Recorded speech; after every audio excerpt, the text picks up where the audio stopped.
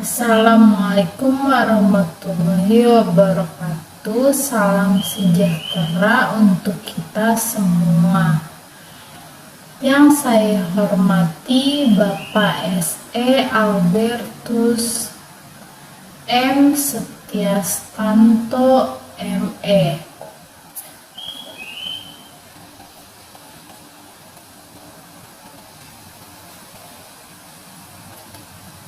Sebelumnya, perkenalkan saya Kadek Nadita Putri Pratiwi dengan NPM 202014501113 dari kelas R4M Pendidikan Ekonomi Universitas Indraprasta. Dalam waktu 30 menit ke depan, saya akan menjelaskan materi mengenai keseimbangan pendapatan nasional dalam perekonomian dua sektor teori ekonomi makro.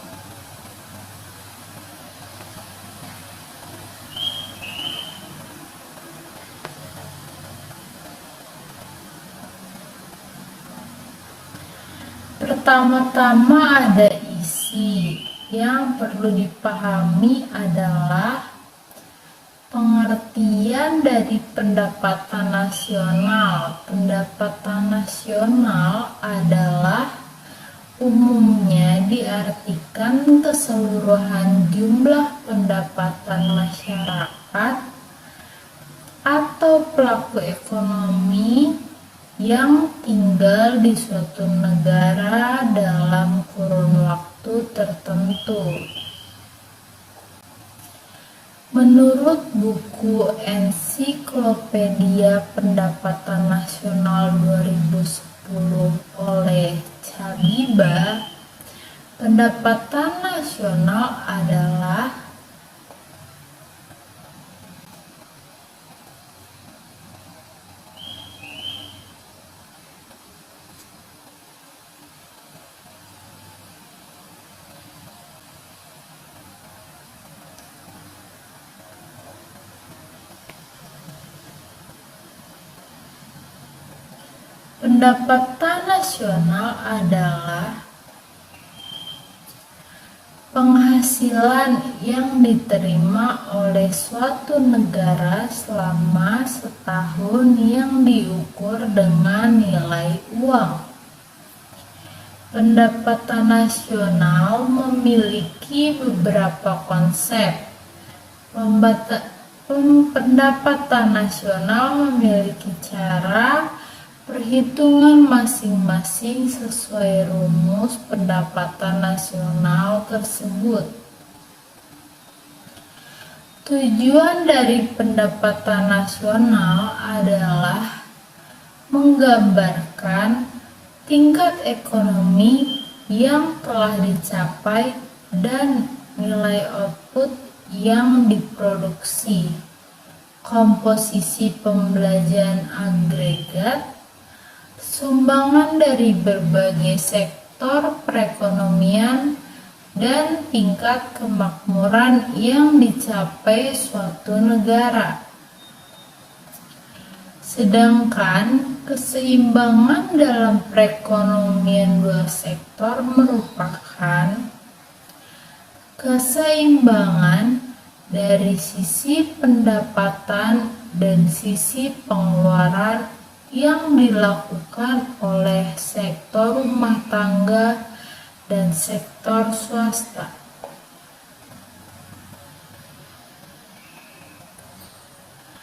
Dengan mengabaikan sektor pemerintah dan sektor luar negeri. Dalam perekonomian dua sektor adalah perekonomian yang terdiri dari sektor rumah tangga dan perusahaan. Berarti pada perekonomian ini tidak terdapat kegiatan pemerintah, maupun perdagangan luar negeri.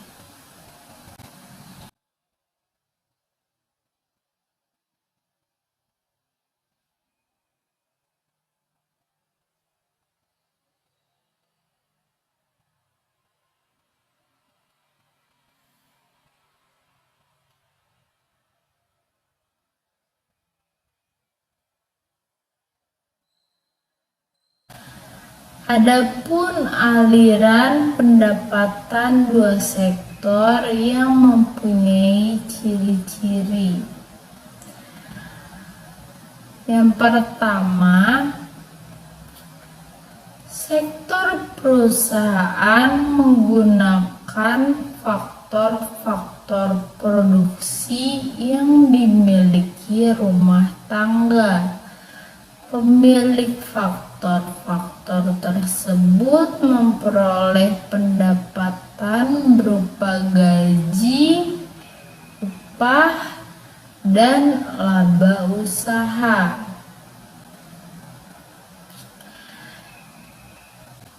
Lalu, sebagian pendapatan yang diterima oleh pemilik faktor produksi akan digunakan untuk membeli barang-barang dan jasa yang dihasilkan oleh perusahaan. Lalu, sisa pendapatan rumah tangga yang tidak digunakan untuk konsumsi akan ditabung dalam institusi-institusi keuangan.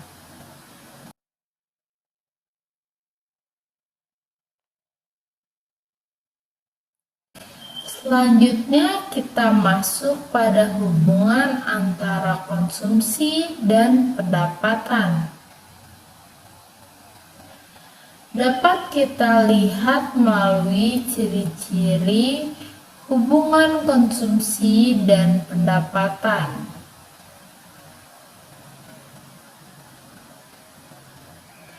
Pada pendapatan yang rendah, rumah tangga akan menutupnya dari tabungan atau mengambil dari tabungan. Kenaikan pendapatan menaikkan pengeluaran konsumsi. Lalu pada pendapatan yang tinggi, rumah tangga menabung.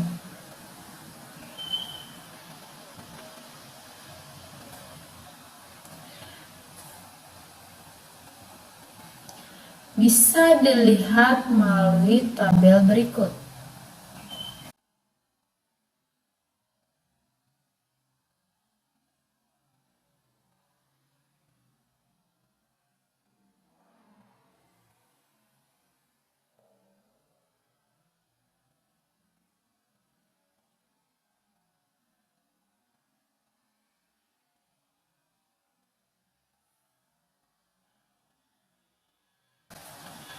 Pada pendapatan yang rendah, rumah tangga mengorek tabungan.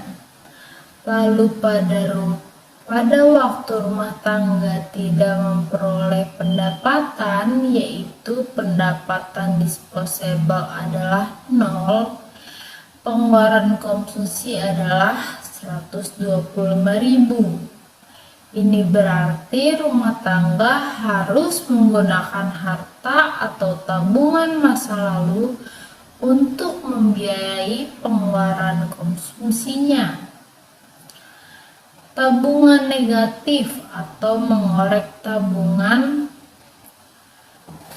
atau yang disebut de-saving akan selalu dilakukan oleh rumah tangga apabila pendapatannya masih di bawah 500.000.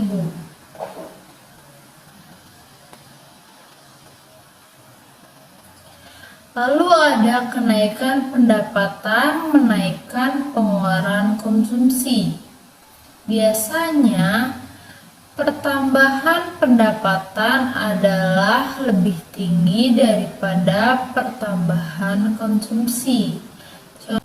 Contoh dalam tabel tersebut menunjukkan Apabila pendapatan bertambah sebanyak 100.000, konsumsi bertambah sebanyak 75.000.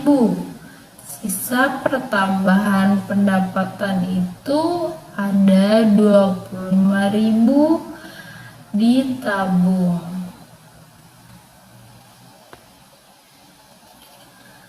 Lalu pada pendapatan yang tinggi, rumah tangga menabung. Itu disebabkan pertambahan pendapatan selalu lebih besar dari pertambahan konsumsi. Maka pada akhirnya rumah tangga tidak mengorek tabungan lagi. Ia akan mampu menabung sebagian dari pendapatannya. Contoh, dalam tabel menunjukkan apabila pendapatan rumah tangga lebih daripada 500.000, konsumsinya lebih rendah daripada pendapatannya. Sebagai contoh, pada tabungan 900.000, konsumsi adalah 800.000, dan ini menunjukkan rumah tangga sudah menabung sebanyak 100.000.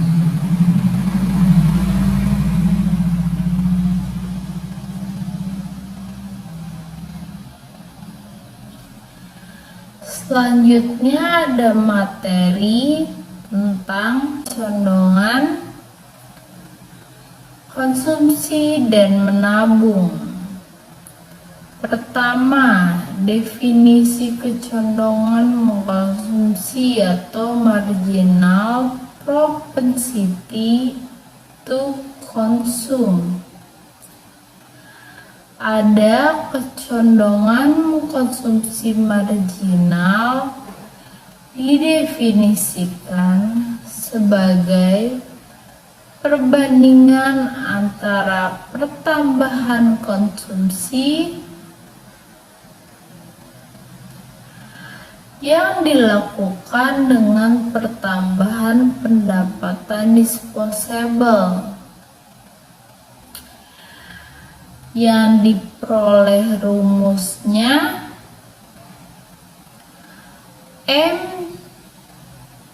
MPC sama dengan AC dibagi delta YD. Lalu kecondongan mengkonsumsi rata-rata didefinisikan sebagai perbandingan antara tingkat konsumsi dengan pendapatan disposable ketika konsumsi tersebut dilakukan. Rumusnya APC sama dengan C dibagi YD, pendapatan secara tidak langsung. Kedua, definisi kecondongan menabung atau marginal propensity to save.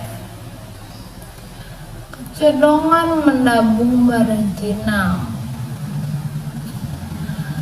didefinisikan sebagai perbandingan antara pertambahan tabungan AS yang dilakukan dengan pertambahan pendapatan yang diperoleh.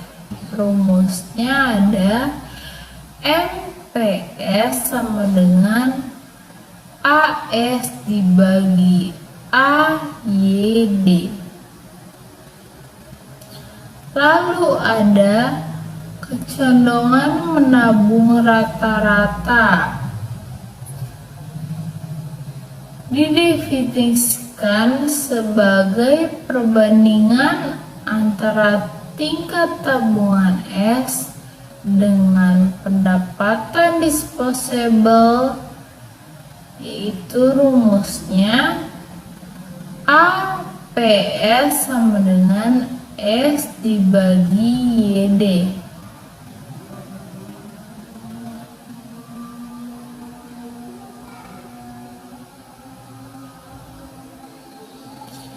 Adapun hubungan fungsi konsumsi dan fungsi tabungan.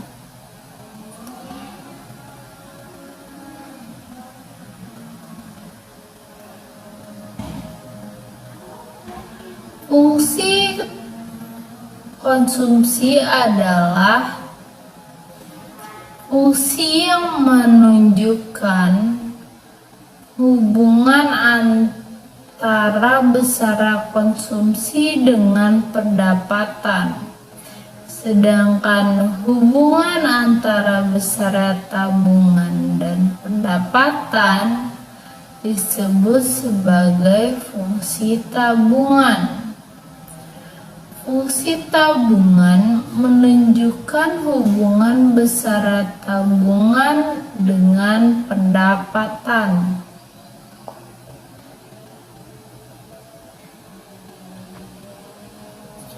Selanjutnya ada keseimbangan tingkat konsumsi dan tabungan. Keseimbangan konsumsi terjadi apabila semua pendapatan habis digunakan untuk konsumsi. Lalu kita masuk pada materi investasi.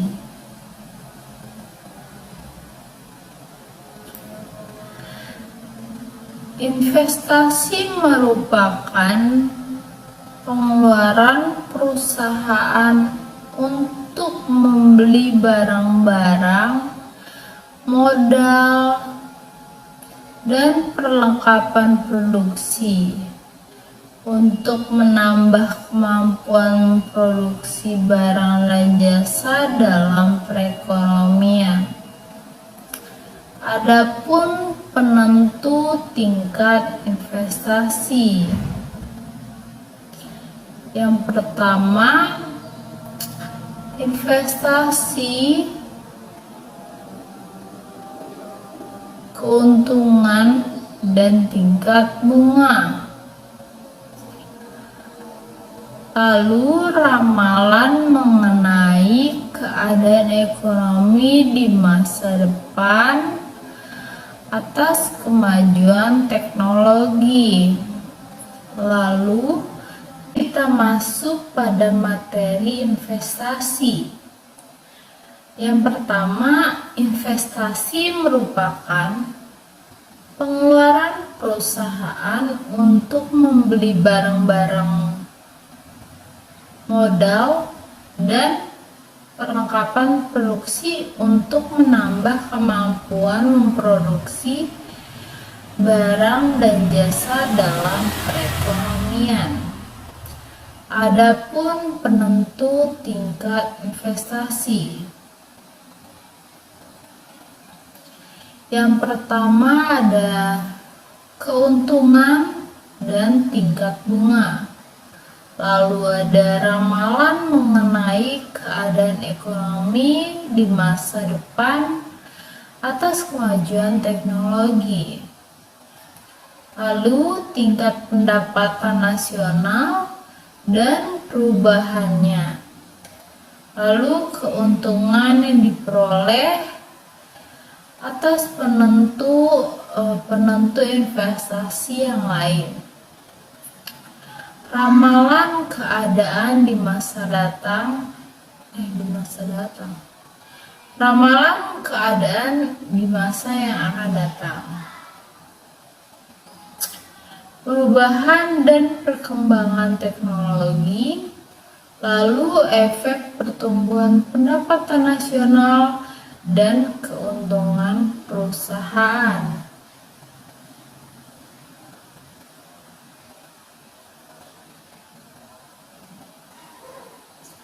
Grafik keseimbangan perekonomian negara seperti berikut ini.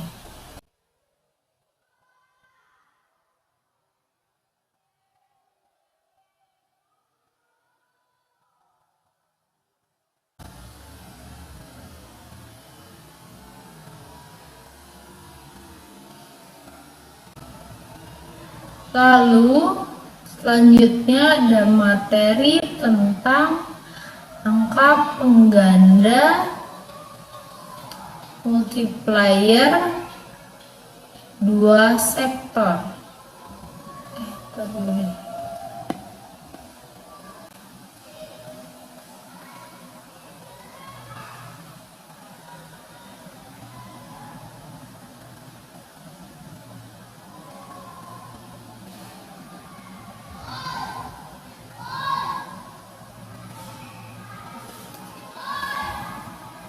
Berikut materi tentang angka pengganda, multiplier, dua sektor atau multiplier efek.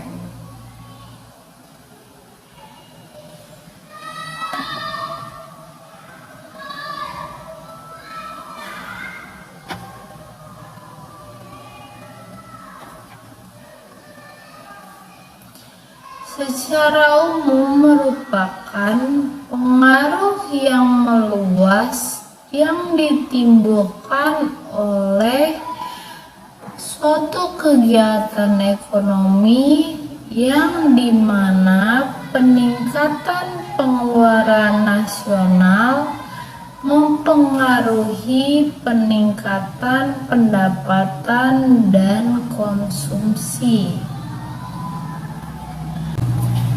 Angka pengganda multiplier dua sektor adalah suatu angka yang menunjukkan rasio antara perubahan pendapatan nasional dengan perubahan salah satu variabel yang membentuknya.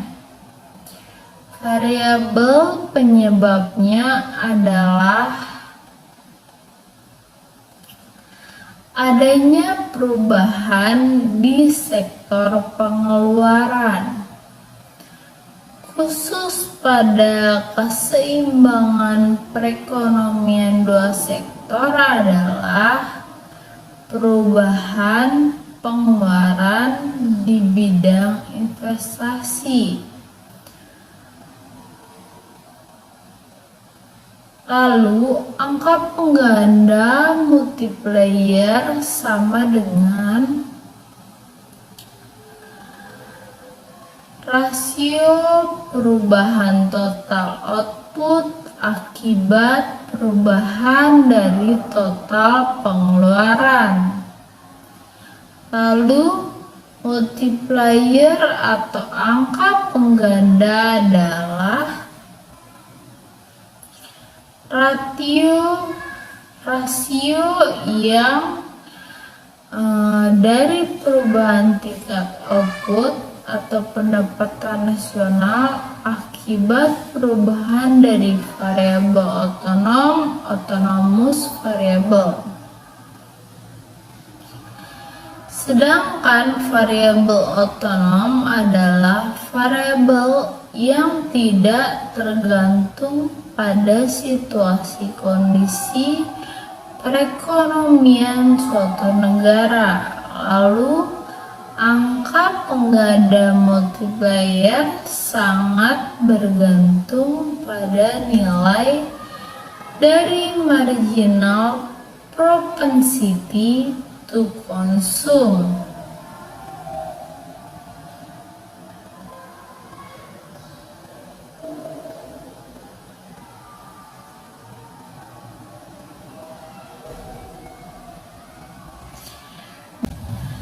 Jika ada titipan pertanyaan, silahkan waktu dan tempat dipersilahkan.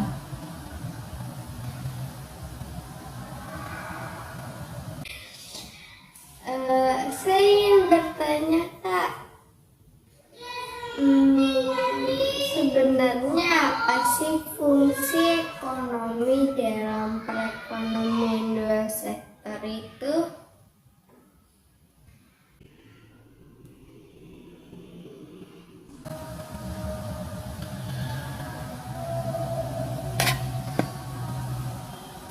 Baik, terima kasih atas pertanyaannya. Apa fungsi konsumsi dalam perekonomian dua sektor?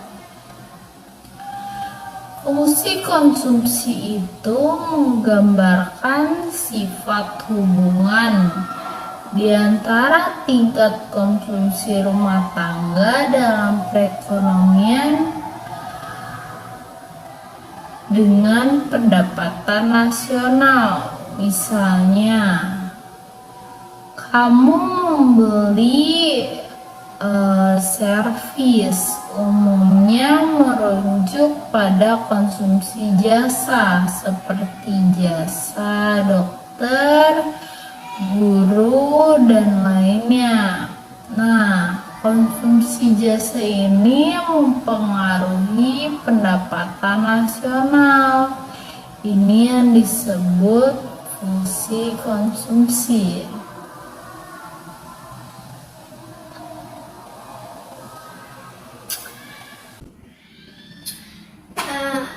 Nah, contoh dari perekonomian dua sektor itu apa ya? Baik, pertanyaannya contoh dari perekonomian dua sektor itu. Perekonomian dua sektor adalah perekonomian yang terdiri dari sektor perusahaan dan sektor rumah tangga. Dalam perekonomian juga tidak terdapat pajak dan pengeluaran pemerintah. Perekonomian itu juga tidak melakukan perdagangan luar negeri. Dan dengan demikian, perekonomian itu tidak melakukan kegiatan ekspor dan impor. Contoh perekonomian dua sektor itu misalnya rumah tangga menjual tenaga kerja pada perusahaan, yang kemudian perusahaan memberikan pendapatan pada pelaku rumah tangga.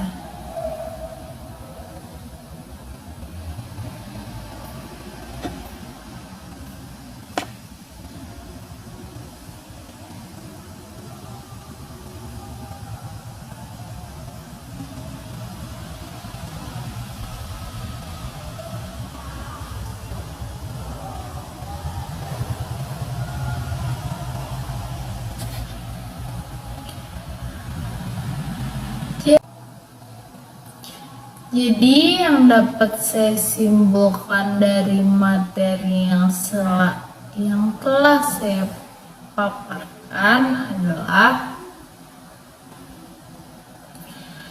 bahwa perekonomian dua sektor adalah perekonomian yang terdiri dari sektor perusahaan dan rumah tangga. Keseimbangan pendapatan nasional akan dicapai jika Y sama dengan AE, sehingga syarat keseimbangan pada perekonomian dua sektor adalah Y sama dengan C plus I.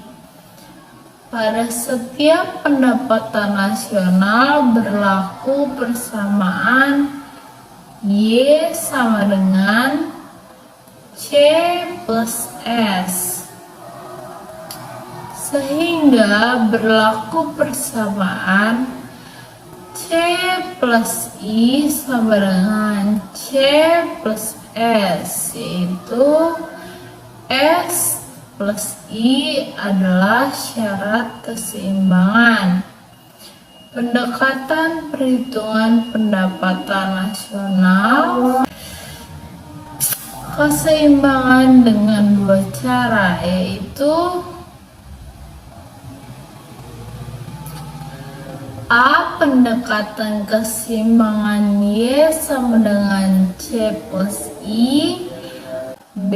Suntikan sama dengan bocoran, atau I sama dengan S.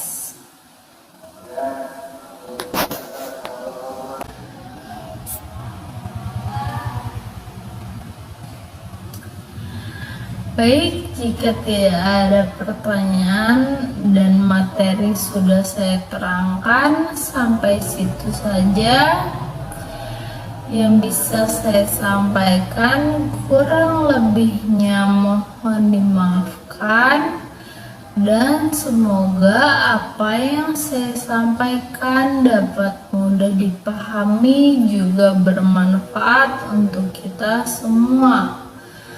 Assalamualaikum warahmatullahi wabarakatuh. Salam sejahtera untuk kita semua.